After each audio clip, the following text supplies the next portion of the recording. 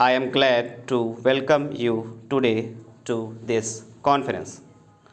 As you are aware, our object is to discuss problems of universities with special reference to the improvement of standards and coordination of facilities for higher education. It was my intention to call this conference in January, but on account of pressure of work, this could not be done. The problem we have met to discuss is not new, though it has acquired a new urgency after the attainment of independence.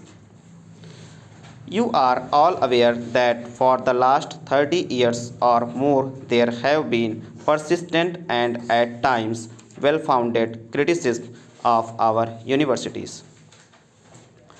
The great increase in the number of students has been accompanied by a fall in the standard of attainment. Ill equipped and ill trained graduates have increased the number of the unemployed.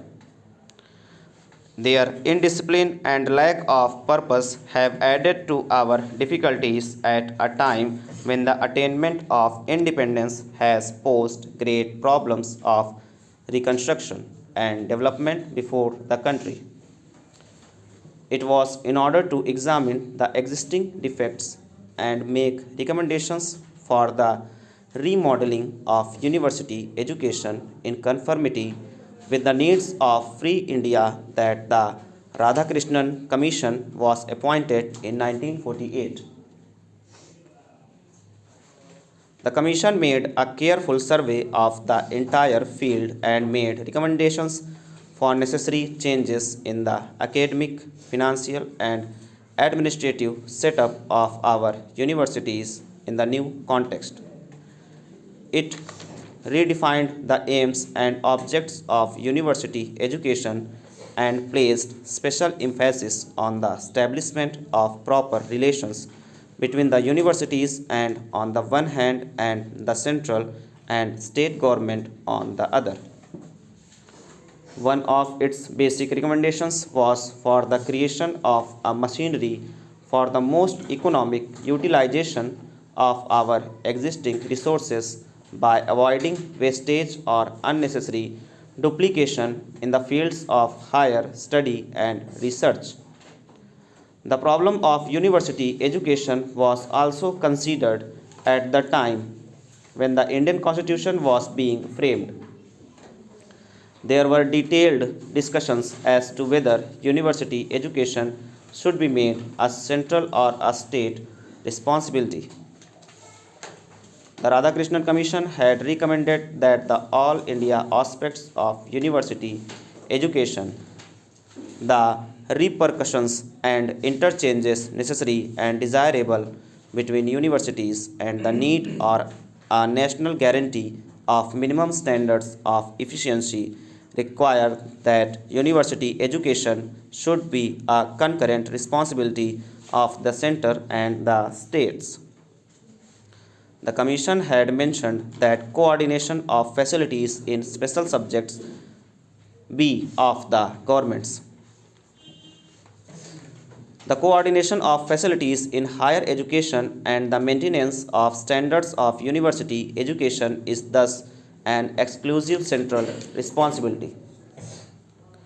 This makes it necessary for the Government of India to take an immediate and direct interest in the affairs of all universities in order to ensure that the provisions of the Constitution are carried out.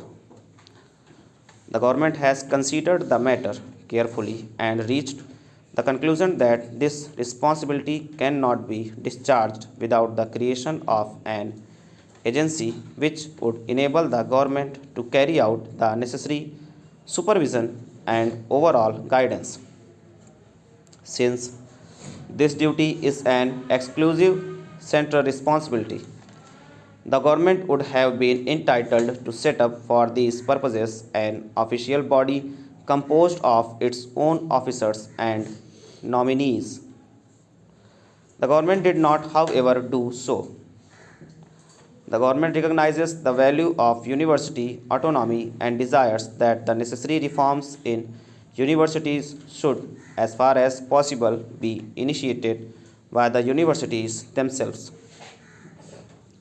The government is also of the view that in all such steps for the improvement of standards of higher education in the country, the cooperation of the states at every step is not only desirable but essential. It is on this account that the Government of India prepared a draft bill entitled Universities Regulation of Standards Bill. Before introducing it into Parliament, the Government of India referred it to the state governments and the universities for their advice and guidance. I must confess that I have been somewhat surprised by the response of the universities to this gesture of cooperation by the central government. The Inter-University Board in its Madras Chennai session has expressed itself against the bill and raised doubts about its purpose and provisions. Nevertheless, the board itself had to recognize the need of a machinery to effect coordination and improvement of standards. In view of this recognition, the suggestion that the draft bill indicates a desire of the Government of India to interfere with the internal autonomy of the universities is quite unfounded, and it is difficult for me to understand the grounds for such suspicion. As I have already said, the government could, if it so wished, introduce the bill without referring to the universities. That it has not done so is itself evidence for the government's regard for university autonomy. Further, the constitution of the body proposed in the bill is such as to ensure that the autonomy of the universities will be respected. The government could have proposed the appointment of a body under its own control to look into the affairs of the universities, but instead, the government has proposed that it should be autonomous also.